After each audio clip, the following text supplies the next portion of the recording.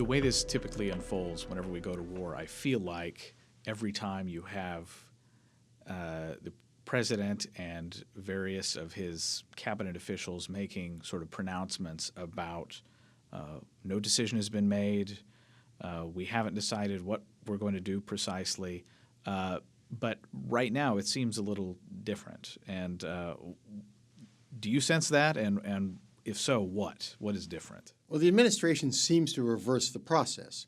They started out with very strong statements. Secretary Kerry in particular, we know without any doubt that the Assad government did this. We have to take action.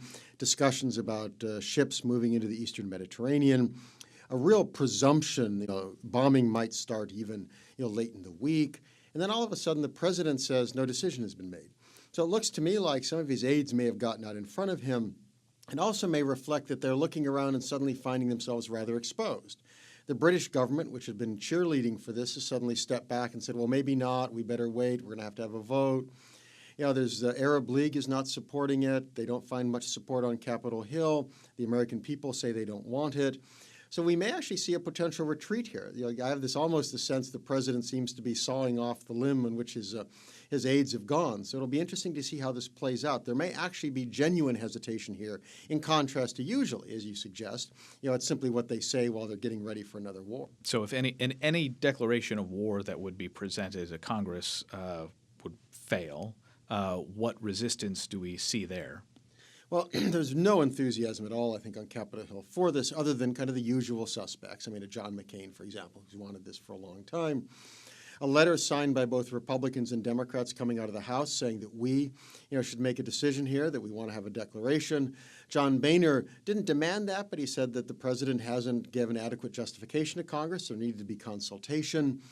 And the administration has been trying to find a legal justification. This is the president who said in 2008, well, you can't go to war with Iran. You can't attack Iran without a declaration of war. Absolutely not. Well, how is this different? Now they're trying to say, well, chemical weapons. Well, the problem is Syria didn't sign the Chemical Weapons Convention, so you can't go after them for breaking the convention because they didn't. Well, then what's the legal justification?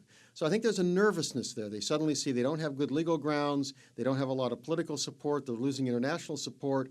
Whoa, this is not a good basis for war. And President Obama has shown pretty much no regard for Congress's power to make war, or even the extension or the stretching of that with the War Powers Act.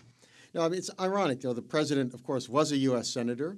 He came into office talking about the importance of not taking unilateral steps as in Iran. And then, of course, when it came to Libya, he decided to go off and do it. Said it wasn't even a war, didn't even count. He's trying to do that here again, trying to go off without congressional authorization.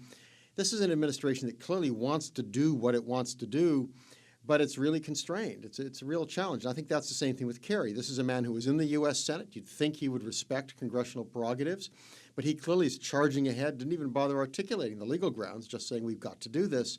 But now they're running up against the wall. If you don't have congressional support, you don't have legal grounds, you don't have international support, are you going to how do you sustain this if things go bad? What is the source of this push? If there's so much pushback on this, where is the actual source of this push to attack Syria? I think in many cases the push comes from a fairly small community. The activist, intellectual, kind of policy-making community always is more interventionist and always more warlike. There are surveys that are done in America. You survey the American people, you survey opinion leaders. The opinion leaders almost always want to do more. They want to be active. You find that especially in the Senate. You find that in a lot of the bureaucracy. Some of the president's staffers reflect this. He really went through a change of staff. Well, his new Secretary of State, Susan Rice, or John Kerry, his new NSC advisor, Susan Rice, his new UN ambassador, Susan Power, all kind of reflect this. So I think he's getting a lot of kind of people around him and a lot from the elite leadership who are pushing this. Nobody else. It's not as if there are marches across the country saying, let's go to war in Syria. Now, it may be humorous to consider, but Donald Rumsfeld has come out and said, well, this president has not made the case here for war. But even in the case of Iraq, George Bush did go to Congress to make that case, and before the UN, to actually make their case. Yes, and he got a congressional vote, and there was popular support. Now, I think it was based on misleading arguments, misleading evidence. Nevertheless, when George Bush went to war, you had a sense he was taking the country to war, and it affirmed him, that he had popular support, that if you do that, you can make a war, it's much a better basis for committing yourself to war than if you don't have that. What we find with Obama is he doesn't have any of that. He doesn't want to make the case to Congress. He doesn't have firm legal grounds. There's no popular support. Well, then what? And he won't get a UN declaration just like George W. Bush didn't get it. So then you're looking very alone, and if you start losing your international supporters, you feel really naked in the international square. What are we facing in Syria? Assume that the United States does go it alone, that President Obama does issue the order. What are we looking at in terms of a situation a month from now, 2 months from now? Well, it appears that the administration wants to do almost the worst thing possible, which are half steps. They don't really want to achieve anything. They just want to punish the Bashar Assad government. They don't want to cripple it. They don't want to force it from power. They simply want to hit it a couple of times, make it say uncle, and then promise not to use chemical weapons again. But that really doesn't get you very far. It's committed the U.S. It makes it harder for the U.S. to back away. I mean, what if Assad wins this war and you've put in troops, or you've put in, at least you've struck him, you've made missile strikes? That looks very bad. You've committed your credibility, but you're not going to achieve very much. So I suspect a month from now we're going to be in the same situation. People will be dying in Syria. There are going to be people lobbying to go to war. John McCain and others will be saying, look, another 1,000 people are dead. We need to do something. The administration will feel itself somewhat committed. Then something else will happen, and somebody will argue, well, you've got to do something here, you've got to do something there. And the administration may find itself in a war without really making a decision to go to war. That's the worst way to end up at war. You kind of inadvertently find yourself in the middle of a no-win conflict, multiple parties, radical Islamists.